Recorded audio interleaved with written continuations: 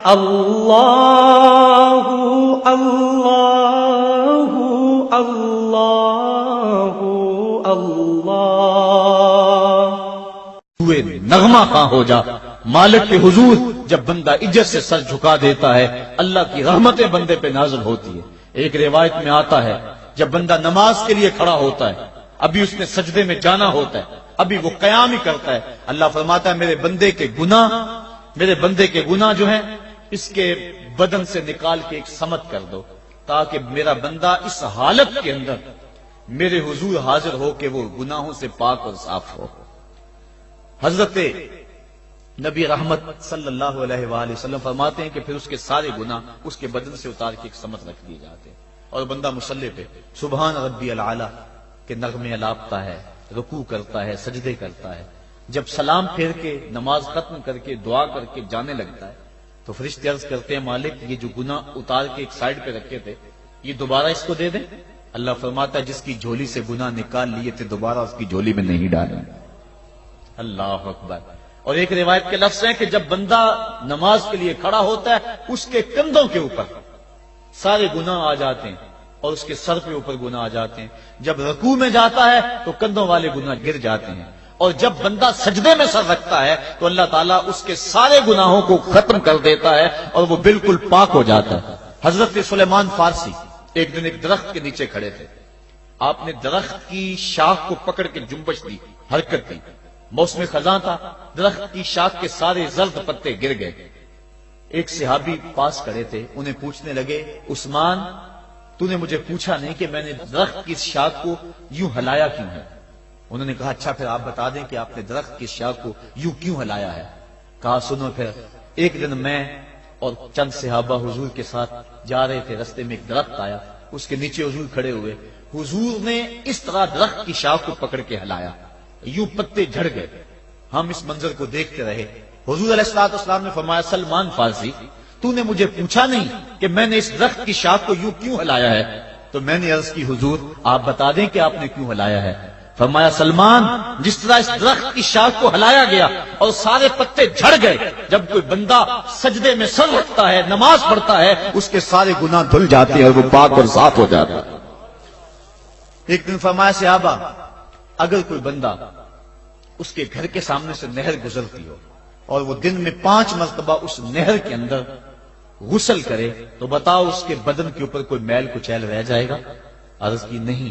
فرمایا اس طرح جو 5 نمازیں پڑھتا ہے اس کے بدن کے اوپر گناہوں کا میل نہیں رہتا۔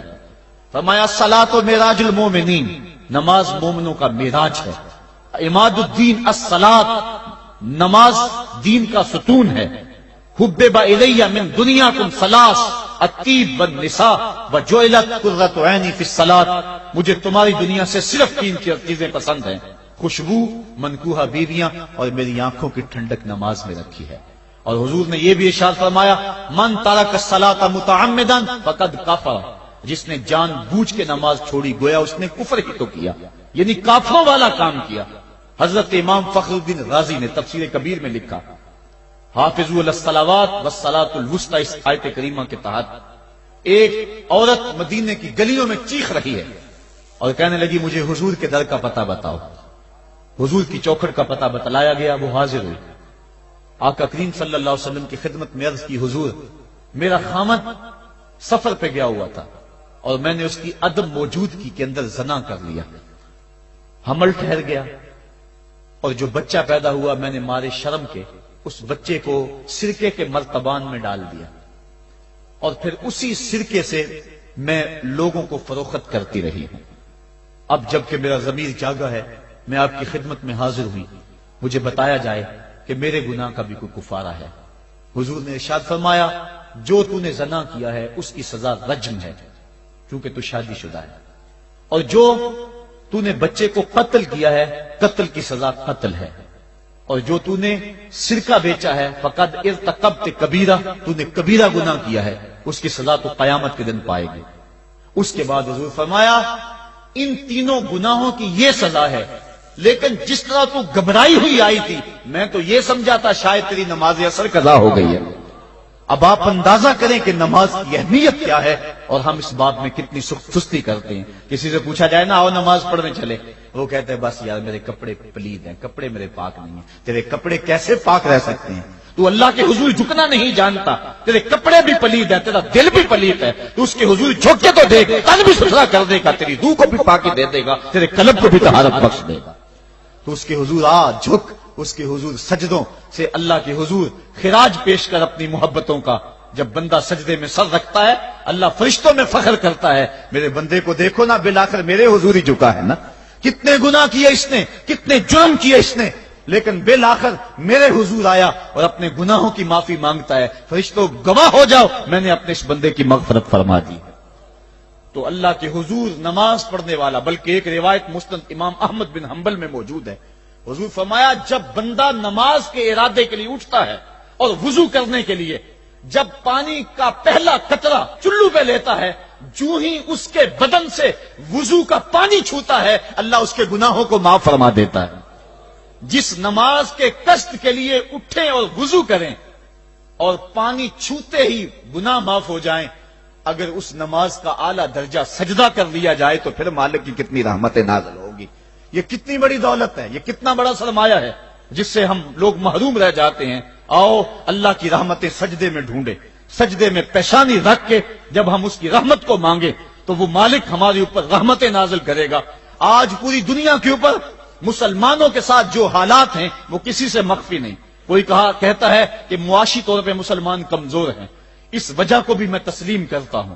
مسلمان کے پاس آلات حرب و ضرب بھی موجود نہیں ہیں، اس وجہ کو بھی تسلیم کر لیا جائے. سیاسی طور پہ مسلمان کمزور ہیں، اس وجہ کو بھی تسلیم کر لیا جائے. یہ ساری وجہیں اپنی جگہ پہ، لیکن یہ بھی تو سنو مسلمانوں کی تعداد اس وقت 1.40 کروڑ ہے.